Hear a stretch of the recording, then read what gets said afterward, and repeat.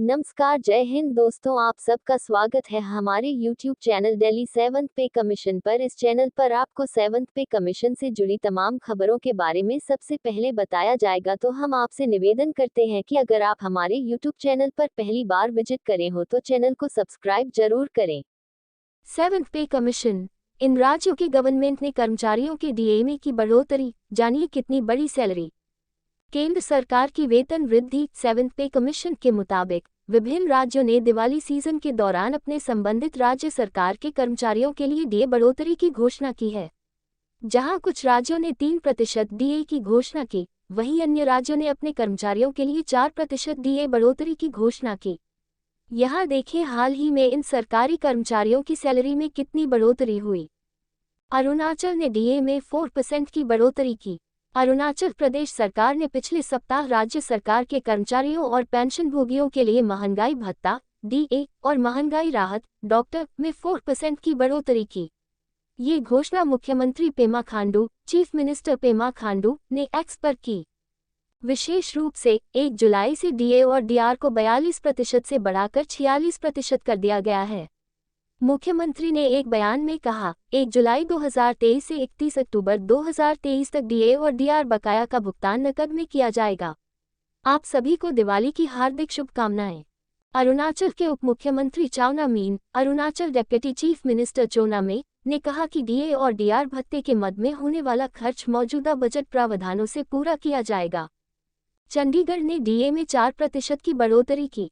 कर्मचारियों में त्योहार की खुशियां लाते हुए चंडीगढ़ यूटी प्रशासन ने दिवाली के दौरान सरकारी और चंडीगढ़ प्रशासन के कर्मचारियों के लिए महंगाई भत्ता डीए 4% बढ़ा दिया। ताज़ा बढ़ोतरी से 42% से बढ़कर 46% हो जाएगा, जिससे करीब 20,000 कर्मचारियों को फायदा होगा। यूटी वित्त विभाग के अनुसार यूटी प्रशासक आईएएस, आईपीएस, आईएफएस, दानिक्स के पक्ष में डीए की दरों को मूल वेतन के 42% से बढ़ाकर 46% करने के लिए भारत सरकार द्वारा जारी 20 अक्टूबर के आदेश को अपनाने में खुश है। 1 जुलाई से चंडीगढ़ प्रशासन में काम करने वाले डीएनआईपीएस अधिकारी और अन्य केंद्र सरकार के कर्मचारियों के साथ साथ प्रशासन के कर्मचारी भी। कर्नाटक ने डीए में 3.75% की बढ़ोतरी की। इसी तरह कर्नाटक सरकार ने भी राज्य सरकार के कर्मचारियों के लिए महंगाई भत्ते डीए में 3.75% की बढ़ोतरी की घोषणा की। इस बढ़ोतरी में पेंशनभोगी भी शामिल हैं। राज्य सरकार ने कहा कि वह महंगाई भत्ते को मौजूदा 35% से संशोधित कर 38.75% कर रही है। कर्नाटक सरकार ने ये भी घोषणा की कि यूजीसी, एआईसीटीई, आईसीएआर पैमाने पर व्याख्याताओं और न्यायिक अधिकारियों को उनके डीए में 4% की बढ़ोतरी मिलेगी। तमिलनाडु में डीए में 4% की बढ़ोतरी। दिवाली सीजन के दौरान तमिलनाडु सरकार ने इस बार डीए में 4% की बढ़ोतरी का ऐलान किया है।